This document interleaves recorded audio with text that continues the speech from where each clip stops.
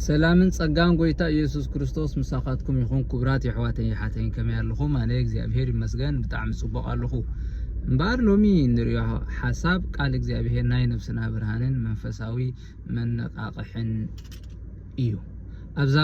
ብጫውጫውታን ሸበድበድን በብዙ ሐሳባትን ዝተዋሐደት ዓለም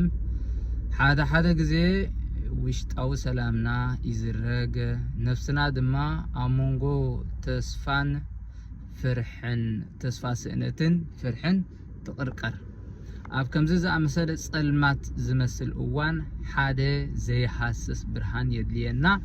ንሱ ካንታዩ ቃል እግዚአብሔር ዳዊት ዘማራይ ኣብ ምዕራፍ 119 ቃልካ ንእግረይ መብራህቲ ንመንገደይ ከዓ ብርሃን እዩ ይብል እዚ ቃል እዚ ኪንዮ ሓሳብናን ርድኢትናን ንዝሓለፈ ናይ ነፍስና ምፍዋስ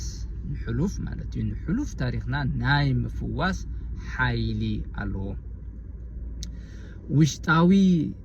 ዕርፍትን ንቕሓትን ቃል ኣምላኽ ኣብ ኣእምሮና ጥራሕ ዘይኮነስ ናብ ማዓሙቅ ነፍስና ሰሪጹ ካኣቱ ከሎ ነትደቂሱ ዘሎ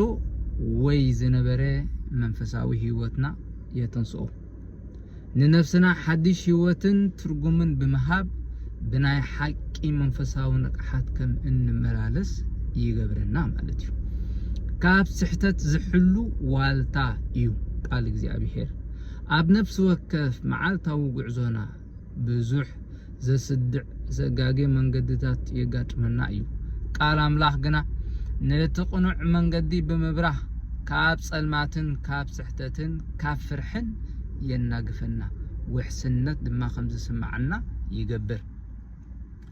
ንስጉምትና ዝመርሕ ብርሃን እዩ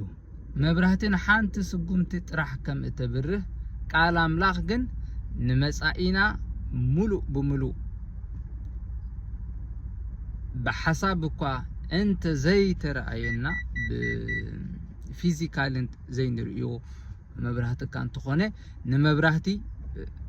أمرونا نمبرهتي لبنا نمبرهتي منفساوي هيوتنا أقوليحو زري نخاي نجاجي نايحلنا برهان هيبو بحكي أبقال إجزابهيرن أب مدب إجزابهيرن أب منفساوي هيوتنا كم نسألنا يجبرنا معلتيو እታሎሚ እንስጉማ ስጉምትግን በሰላምን በእምነትን ከም እንረግጻ የኽእለና ወይ ከአይገብረና